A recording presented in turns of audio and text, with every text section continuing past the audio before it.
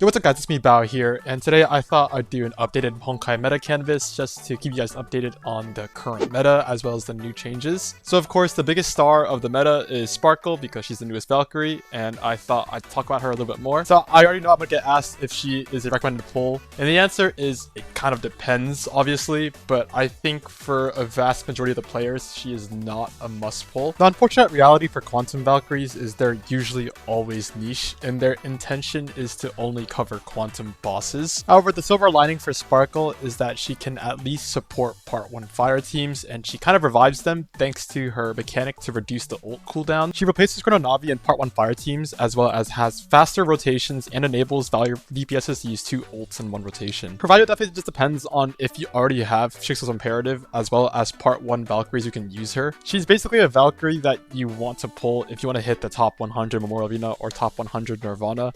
Otherwise, you can probably maintain top 2 percentile as long as you have other meta Valkyries. However, she will be able to be run as a support with the new Durandal battlesuit, so if you don't have Jovial Deception and Vita, then she could be a worthy pickup to use as a support for Durandal. Now, if you really like her, I think there is value to having a Quantum Valkyrie because Quantum bosses tend to be very hard to clear without having any Quantum type DPSs, and she is a pretty noticeable upgrade for part 1 fire teams, whereas Shixel's Imperative did not feel like as much of a jump for part 1 lightning teams. Basically, just like any other part 2 Valkyrie, she's going to be a decently strong pull, however, you don't really need her, but she is pretty good if you have a built Seeding as well as a Fang Clan of Vicissitude and are in desperate need of a Quantum DPS.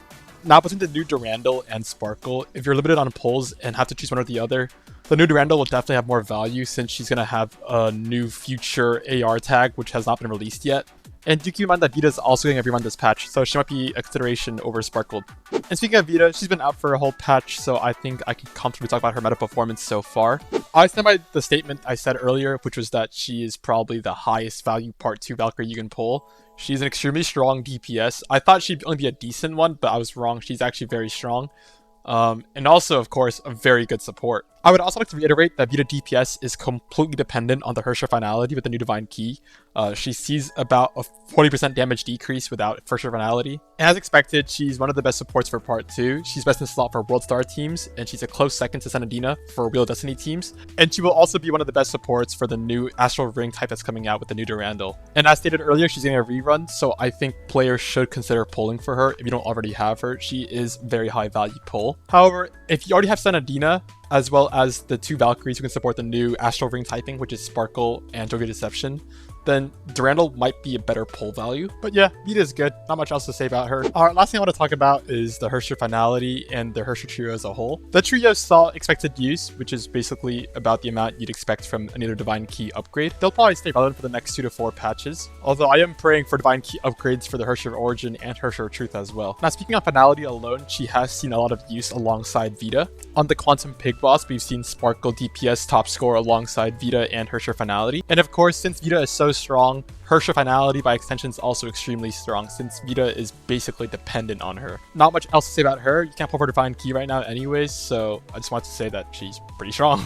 Now, I also want to talk about the new Durandal coming out in 8.0. She's still in the beta, so we don't know for sure how strong she'll be, but I think we can make a few good predictions. So there's a few things to talk about her.